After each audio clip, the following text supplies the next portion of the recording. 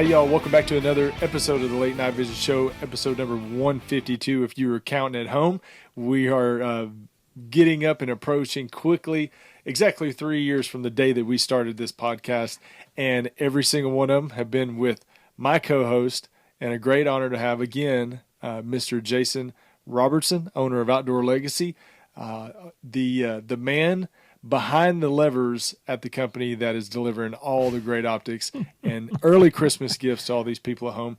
How you doing, Jason? What's going on? I'm doing great tonight. I don't know. I think that the levers that I have, I think they're those levers that they're like the door close button in an elevator that don't do anything. They're just there to make you feel good. Yeah. I think that's the levers that I've got. But no, doing good. So what's going on with you? We've got a good show tonight.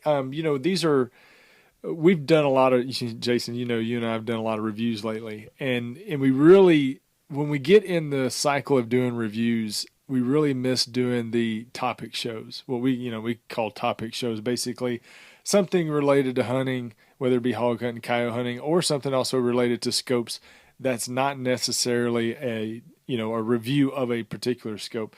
And you and I start to miss these type of shows after a while because the reviews are great and a lot of people tune in for them and get a lot of attention.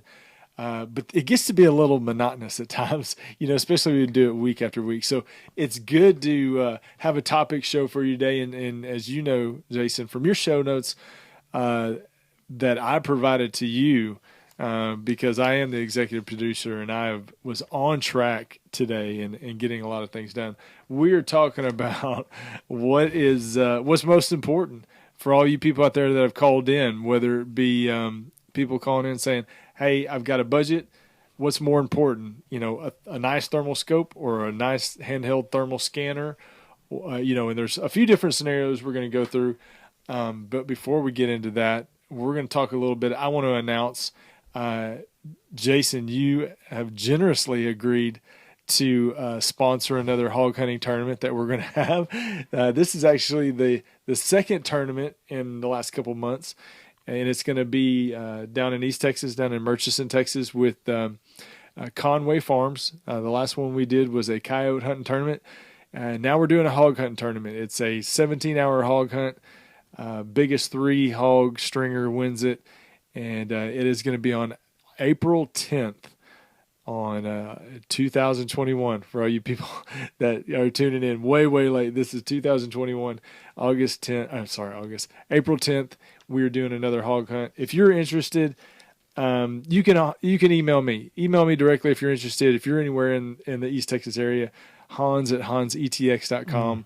And Man, we appreciate your sponsorship, that Jason. email address. That email address is toast. Yeah, I was thinking this guy's not going to put his email address. I knew if I there. gave him the show email address or company, you'd be like, "Oh, that's about 1,000 more emails I got to reply to."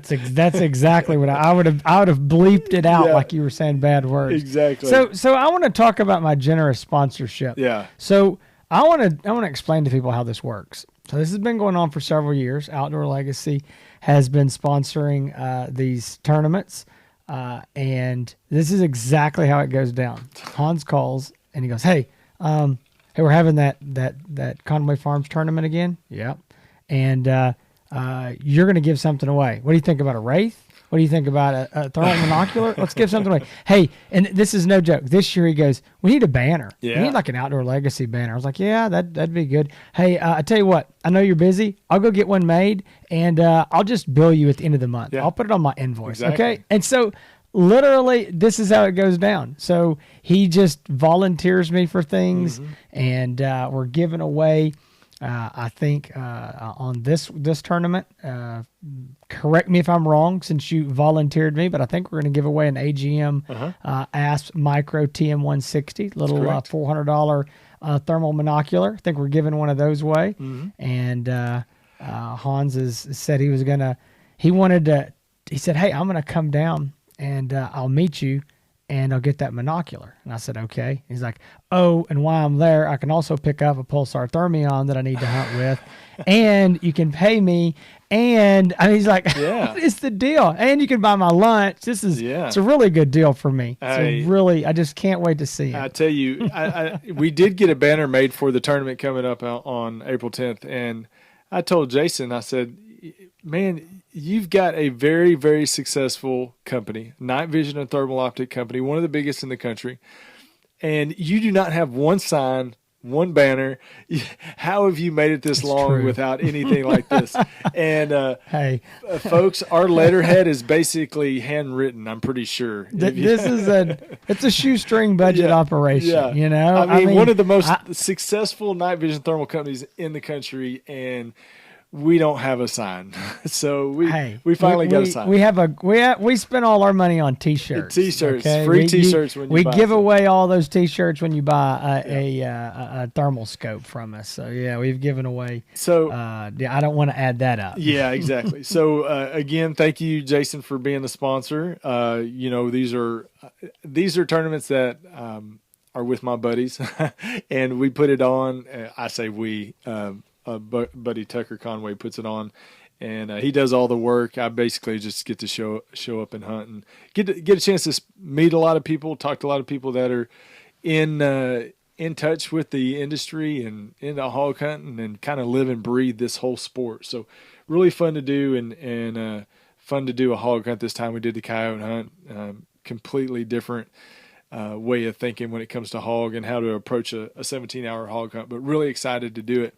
Now, well, I wouldn't want to be on your team because I've talked to you every night for the last 3 weeks, and you're like, I didn't see any hogs tonight. I didn't see any hogs tonight. It's like, man, weird. I would not, like one here, one there. Like, I would not want to be fronting your entry fees on a hog tournament. I know it is we've had some weird weather, cold and warm, all back and forth and crazy. But I think I've shot more coyotes in the last month than I've seen any pigs. It's kind of funny, but I think that's a fact. Been shooting the heck out of some coyotes and really enjoying it, man. Really enjoying coyote hunting. It's been great. Been having lots of fun. I feel like been getting a lot better as a coyote hunter. And so, what does that mean? Well, getting good at coyote hunting right in time for a hog hunt. So it kind of works out the way you would expect it.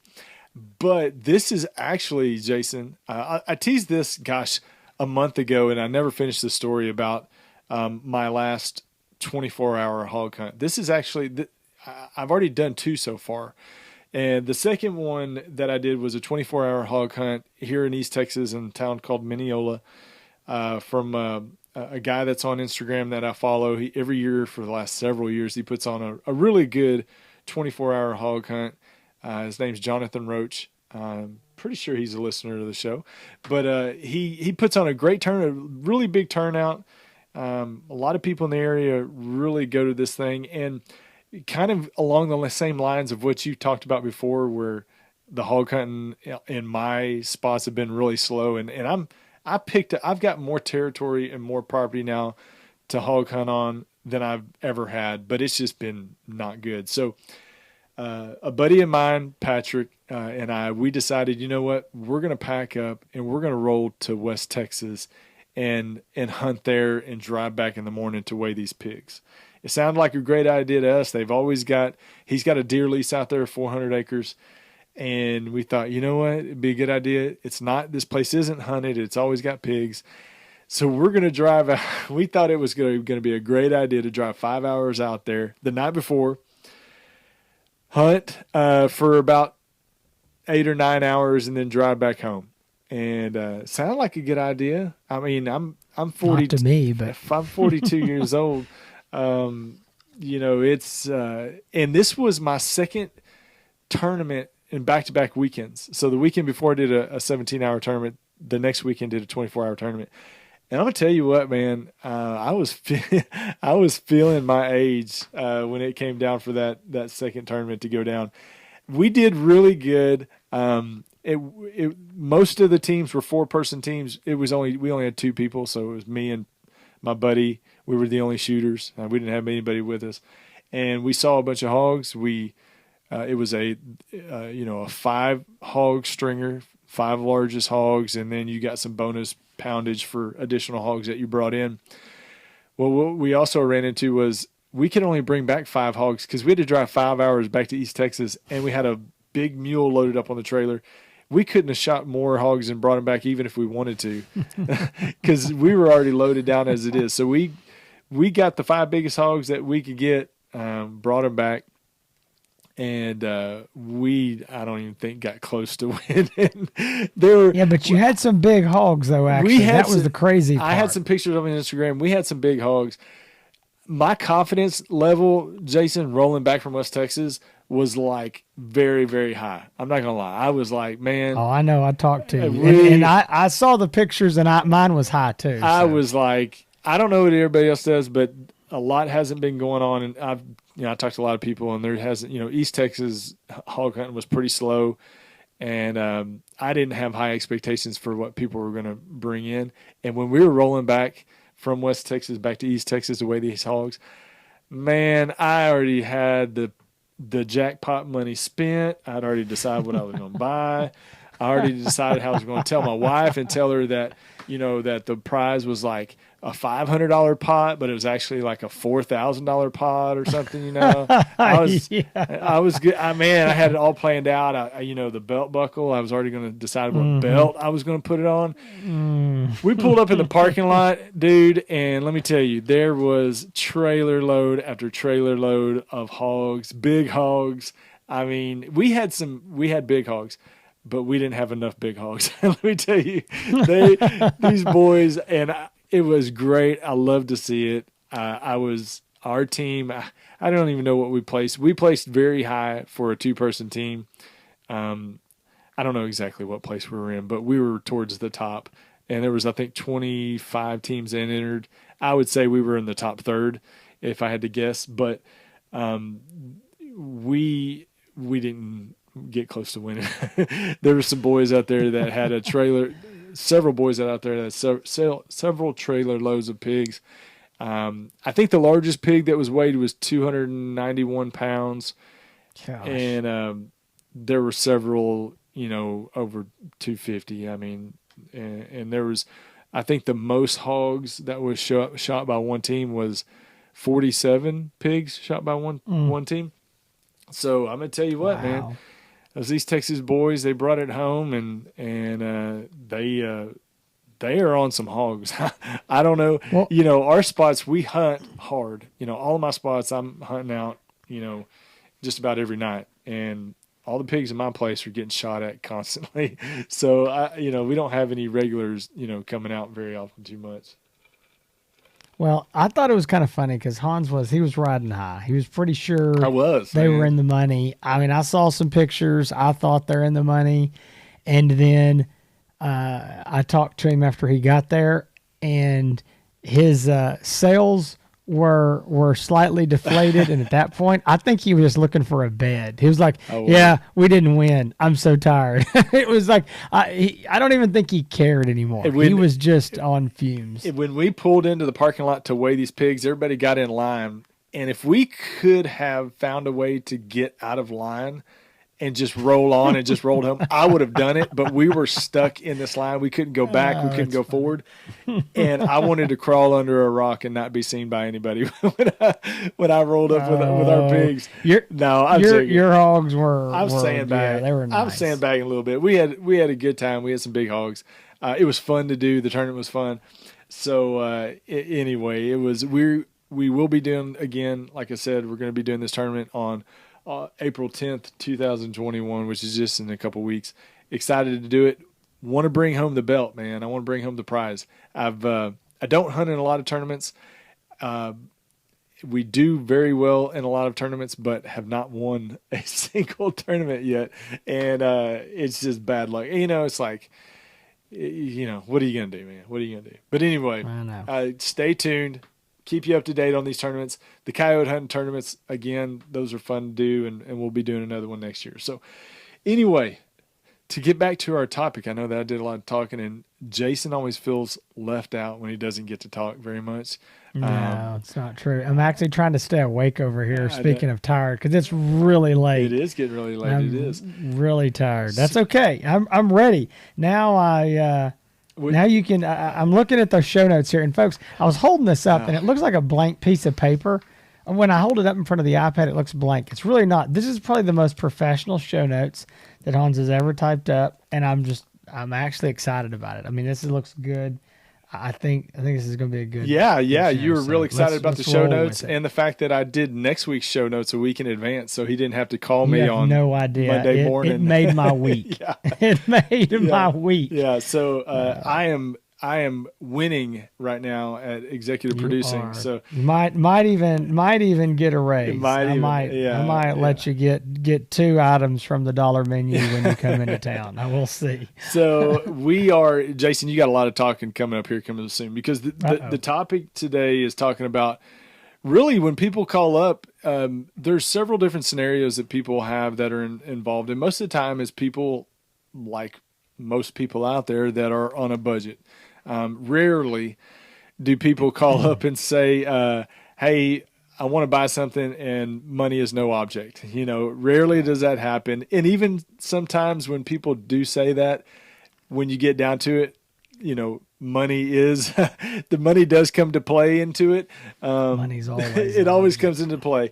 But these are people that call up that with different situations. Really, they want to know what's most important. Is a nice thermal scope more important to have, or is it more important to have a thermal scanner with a night vision and get by with a night vision scope? So I'm going to read through a few different scenarios, and we're going to let our do these expert... one at a time. Huh? Can we do these one at a time? Yeah, we're going to do these one at a time. Yeah. So okay. Well, you just said you're going to read through them. I didn't know like you're going to read them all. Yeah, no. I'm reading some of these for the first time too, folks. There's 4 different scenarios that we have. And before we get to that, again, I'm going to do a plug. If you're interested in any night vision or thermal optics, please give Jason a call, or Michaela or myself, 877-350-1818. You can find all the optics that we're probably going to talk about tonight on outdoorlegacygear.com. So go check it out. But so first scenario, Jason, and I know you get this all the time. I hear it all the time too, but we want to help the people out there that are trying to decide what to do. So this is scenario 1. Customer calls up and says, I have a night vision scope right now. There's a lot of them out there, a lot of good ones out there, and a lot of good ones that have recently come out. Should I upgrade to a thermal scope, or should I get a thermal monocular and use my night vision scope? Continue to use the night vision scope that I have. What's more important to have?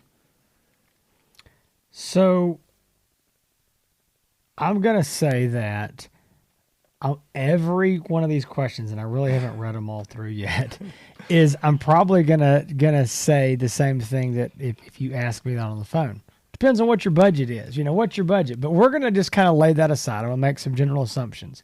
So if you ask me, say I've got a Sightmark Wraith, or, a Pulsar Digisight, or maybe you got an X-Sight, whatever it is, should I upgrade to a thermal scope or get a thermal monocular and just keep my night vision scope? Me personally, I'm going with the monocular.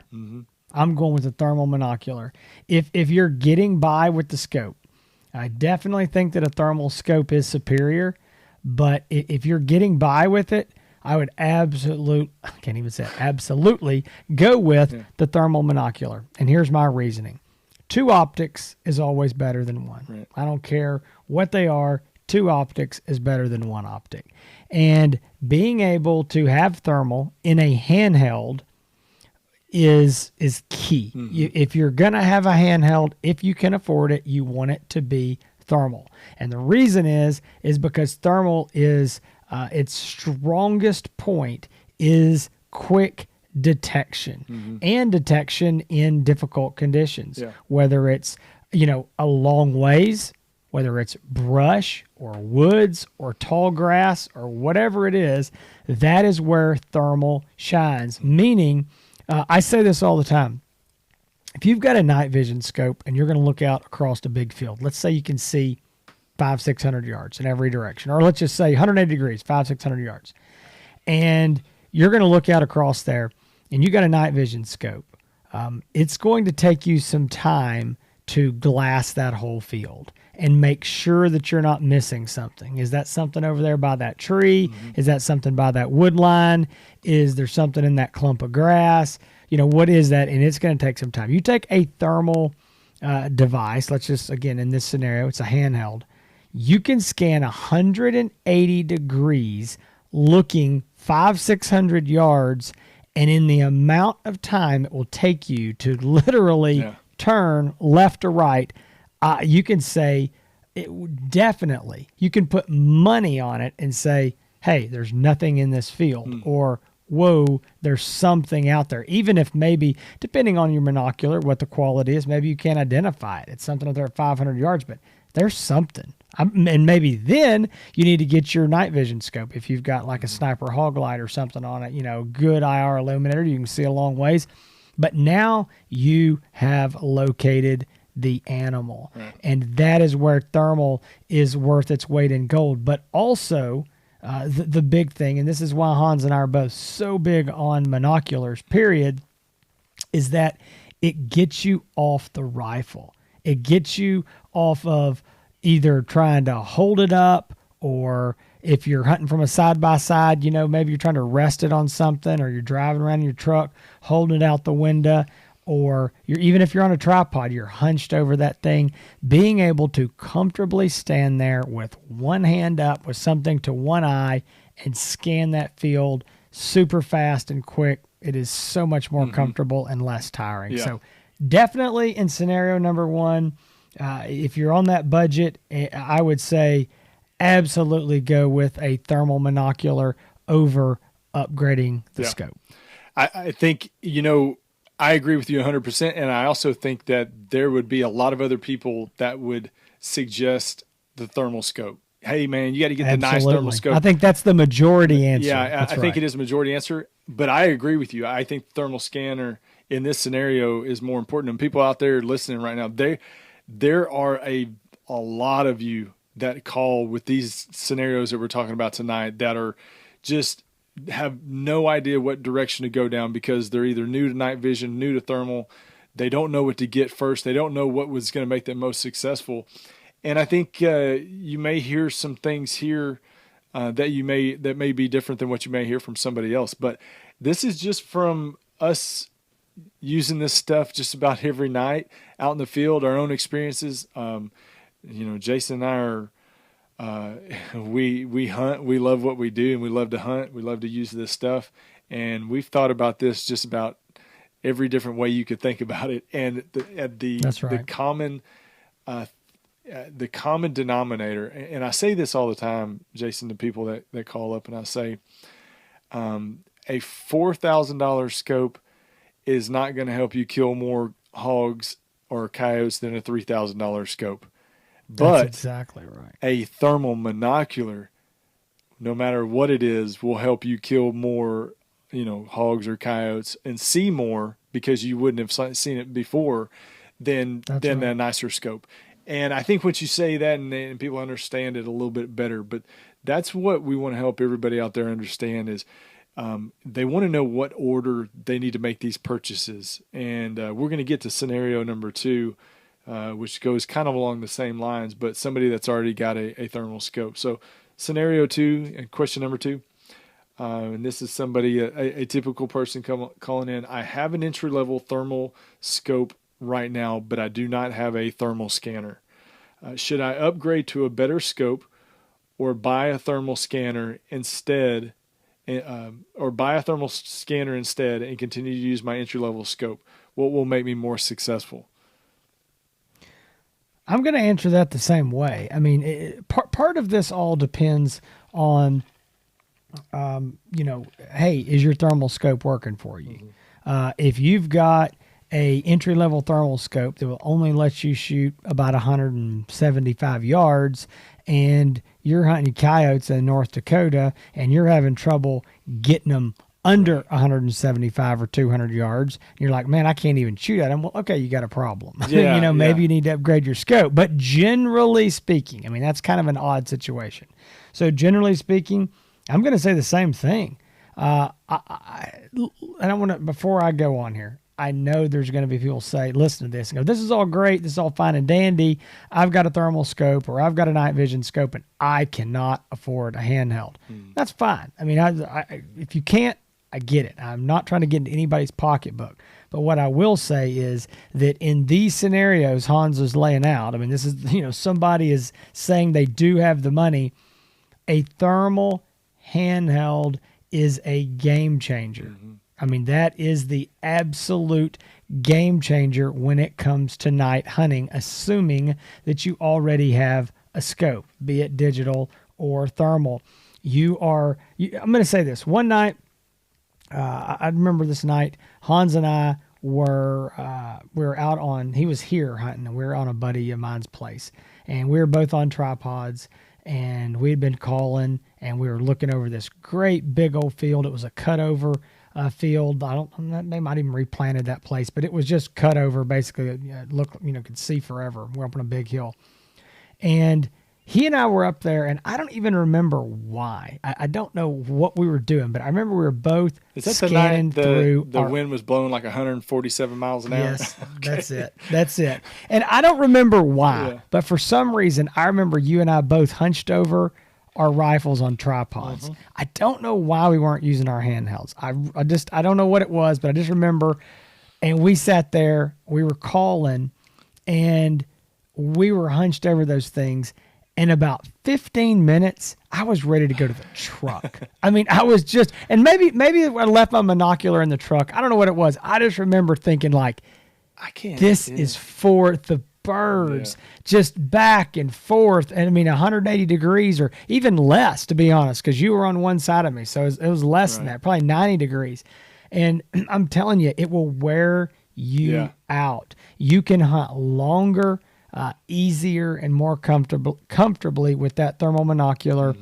And it will improve your hunting because you are going to see things that you missed with that scope, whether it's thermal or not, because you're just going to be, you can just scan, all the way one way, all the way the other quickly, easily. So same scenario there. I'm going to say go with the thermal monocular before you upgrade your scope, if at all possible.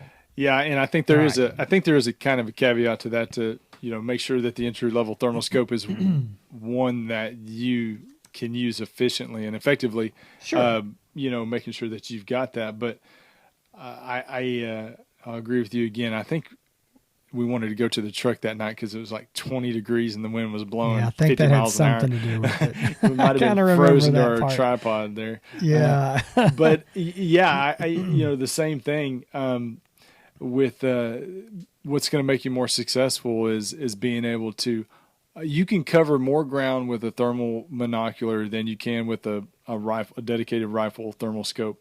You cover more ground. It's easier to maneuver with, swing back and forth. You'll see more. You'll definitely have a more enjoyable experience than being hunched over your rifle. And, the nicer scope is great to have. And really the question is here, what should I buy first? Because they're going to buy something. Should I buy a nicer thermal scope first, or should I buy a thermal scanner first and then eventually upgrade my scope? So really it's what order, and these whole scenarios are all about what order we should make these purchases. And, in both well, that's kind of what your number 3 question is. I'm looking down here at it, and it's kind of what that is. Yeah. So scenario 3, and this is, again, something that we get all the time. I'm brand new. I don't have anything yet. So they don't have, they're calling up. They're trying to decide if they want night vision or thermal. And there's a lot of people in that situation. I'm brand new. I don't have anything yet, but I need to stick to a budget. Should I get a nice thermal scanner and a night vision scope? Or get a thermal scope with a night vision scanner? So there's obviously, we're talking about a budget here. Somebody that's on a budget, they're trying to stick to a number, and they don't have money for 2 thermals. They only got money for 1 thermal and 1 night vision device. So I'm going to roll that all the way back up, and I'm going to go to scenario number 1, and I'm going to say that's what you need to do. You need to get a night vision scope and a thermal scanner. Here is my reasoning. I've already told you the value and why a thermal scanner is valuable. What you don't want to do is you don't want to have a night vision scanner with a thermal scope. I talked to a guy today about this. He's got a thermal scope he bought from us a couple years ago. He said, I need some kind of handheld. I am sick and tired of hunching over my tripod or hunting out of a stand and having to lean over, looking out the window. And he said, I don't have a bunch of money to spend on this. I want a night vision monocular. And I said, don't buy anything. I mean, just don't do it. Number one, night vision monoculars have essentially gone the way of the horse and buggy. 4 or 5 years ago, there was a lot of options. Pulsar, they used to have a bunch of night vision monoculars. Now they sell absolutely zero. Sightmark, they used to have a lot. They may still have some of these things back on a dusty shelf somewhere. But they had like that Sightmark signal. That was a great unit. Yeah, great night vision great scan. unit. Yeah, loved it. Yeah, $400, and I think we closed them out for them. We sold like, I don't know, a couple hundred of those things for them at something cheap. I don't know what it was. It was like $200 or something. It was a bargain for what they were, and everybody wanted them. When they got that cheap, everybody wanted them. But it was a great unit, and that Sightmark signal was probably the best digital night vision monocular that I've ever seen. And at that, I guess I might say, okay, if it's all you can get, you could get that. But since that thing's gone, there's no night vision monocular that I could suggest to somebody that is anything affordable or not, that I would say you ought to buy this. And again, here's what happened. Here's the reason. I've already told you why thermal is so good for scanning, because the quick detection and all that. But what happens is if you've got a thermal scope that you can look through and you can see if there's anything out there at 300, 400, 500, 600 yards, however far it is, and then you pick up this night vision monocular that you got to struggle with, what's going to happen is you're going to start second guessing it. Well, I looked, I didn't see anything, but let me go back to my scope, because my scope will tell me for sure. Right. Well, then you're not trusting the monocular, which is understandable. And then you're just always back to the thermal scope. And before you know it, you've left the thing in the truck. Because last time you carried it out there, you didn't even use it on that set. You didn't even use it on that hike, whatever it is. And so you're just going to use the scope. So you've got to have a monocular that's going to help you detect quickly. Right. So don't get the night vision monocular. I would say get the night vision scope and the thermal scanner. Yeah. That's in that scenario. If and even if you can't get them all on the same day, you got to get one or the other. That's the way that I would do it. And I don't know if this is one of your questions. I'm gonna look at what your last question is. It's not. So I'm going to go ahead and say this here then. If you can only afford one thing, and I don't know, maybe you've already asked this. I don't think so. But you say, hey, I get this all the time.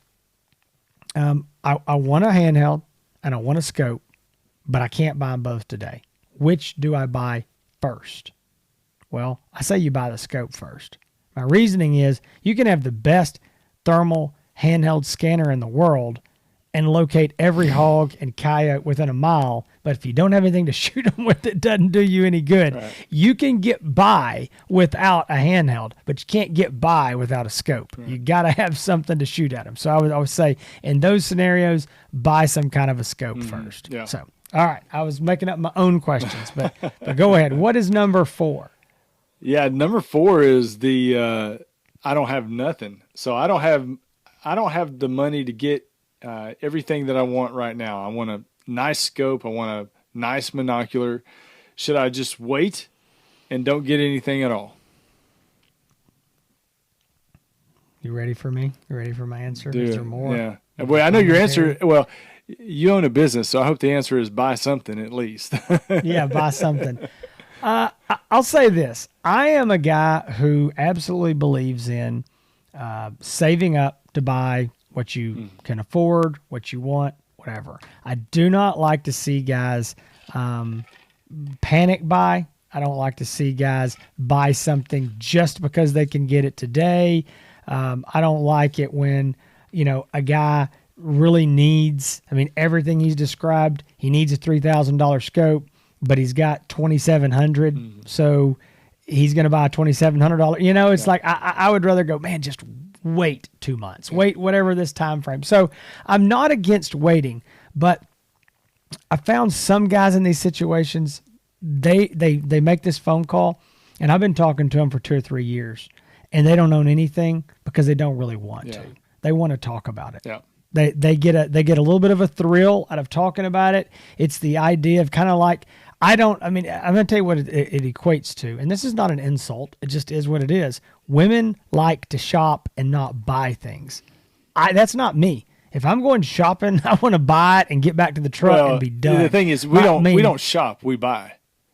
We buy. Yeah, that's right. My wife, she can go wander around, the store all day and have a great day. There's some guys that I think they like to shop. They like to look at the stuff. They don't really want to spend the money. And again, it's not an insult. It is what it is. But I've talked to some of these guys that, well, I really, really, really want to get this nice one and I can't afford it, so I'll just wait, whatever.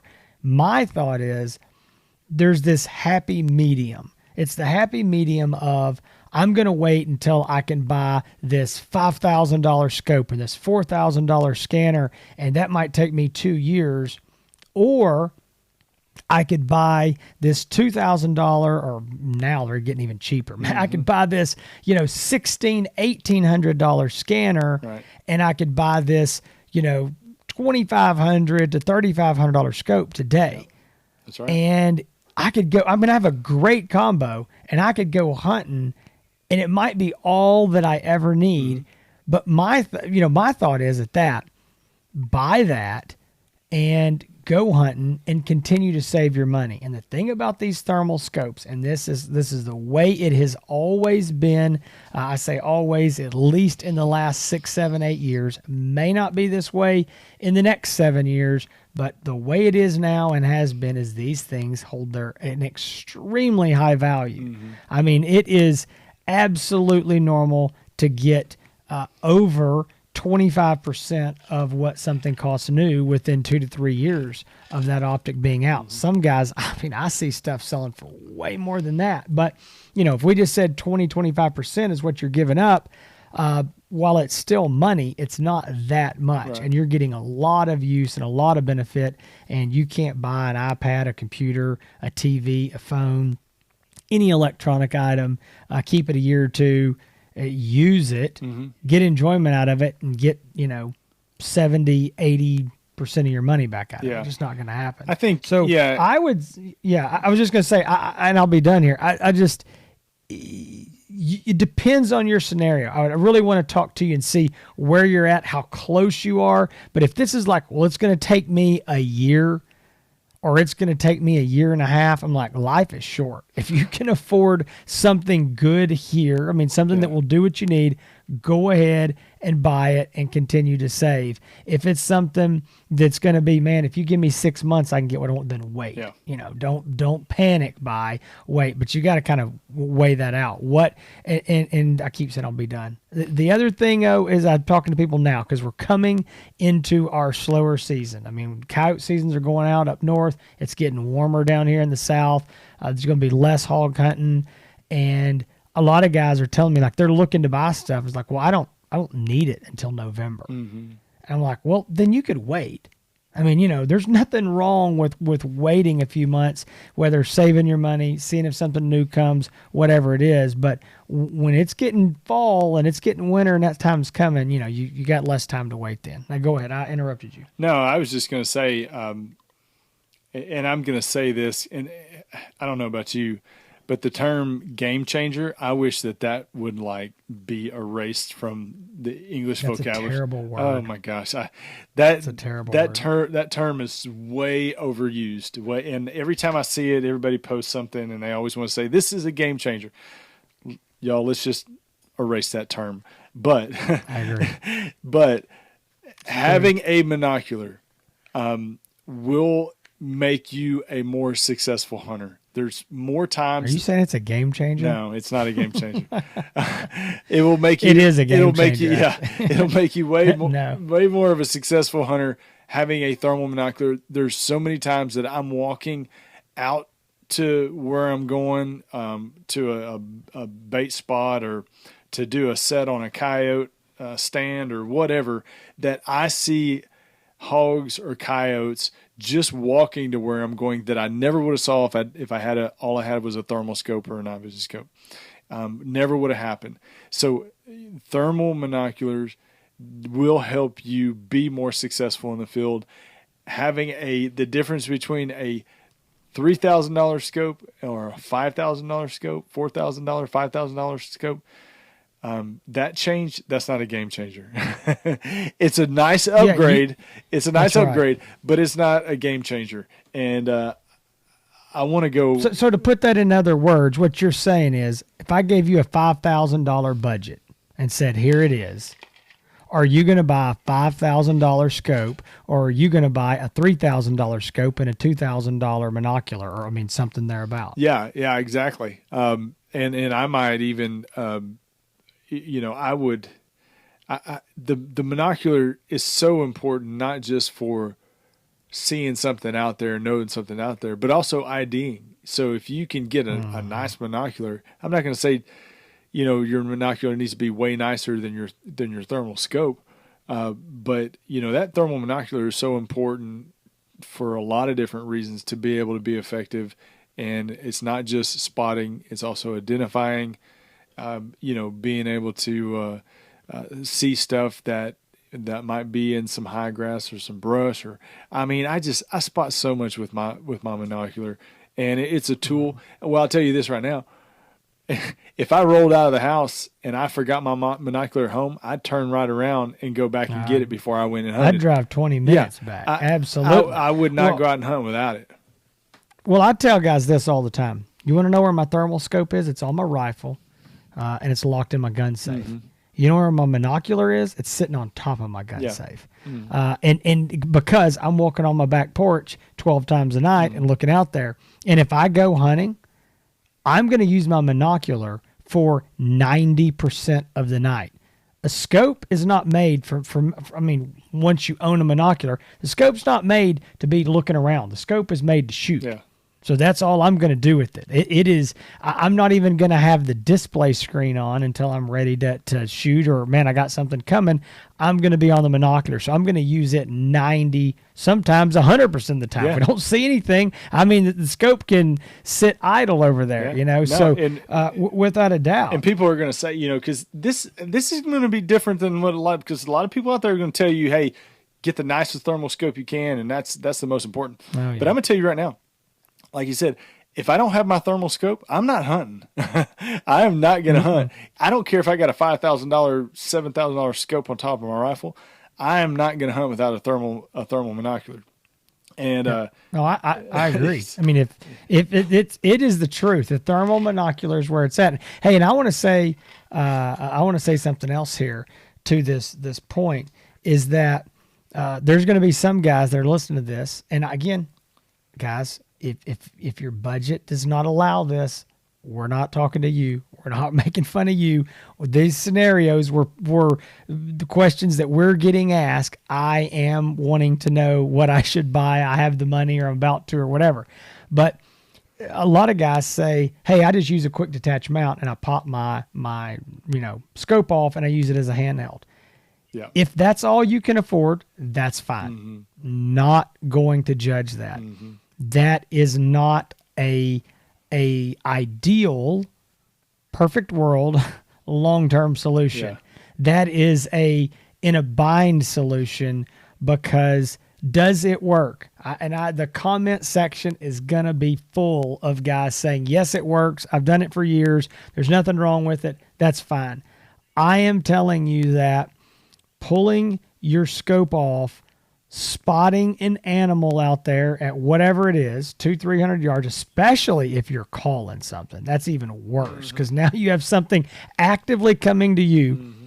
Now you've got to, in a hurry, in the dark, with a spike of adrenaline, put that scope back on the rifle in the exact same Picatinny slot that you took it out of. And I promise you're going to be Butterfingers. And you got to get this done, get it back up, and then locate where that animal is. Is it possible? Yes. There's guys do it every night. Okay. Well, I'm going to tell you that is not ideal. It is. I've been hunting for a number of years.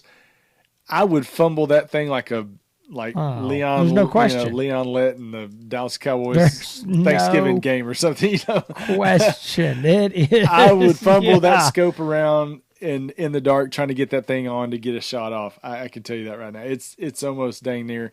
It can be done. It's not ideal. It's not fun to mess with. You don't want to get into having to do that. I promise. So the point that I'm making with that scenario is that's what I see all the time. So when the guy says, "Hey, I've got this scope. Should I upgrade it or should I buy a binocular?" I mean, the general answer is upgrade the scope and just use it as the handheld. And I'm like, that's what you do, in my opinion, when you don't have the money for the handheld. Mm-hmm. But once you've already established the scope, go to a handheld. Right. It's worth its weight in gold. That's what I would do. So that's my 2 cents. There you go. Well, whatever that's worth. If you are, don't buy you much anymore. There you go. Before you get to your pre-close, I'm going to say it again. If you're looking to buy anything night vision or thermal related, please give us a call at 877-350-1818. If you just want to browse and see what we got in stock, check out the website, outdoorlegacygear.com. You can always find it there.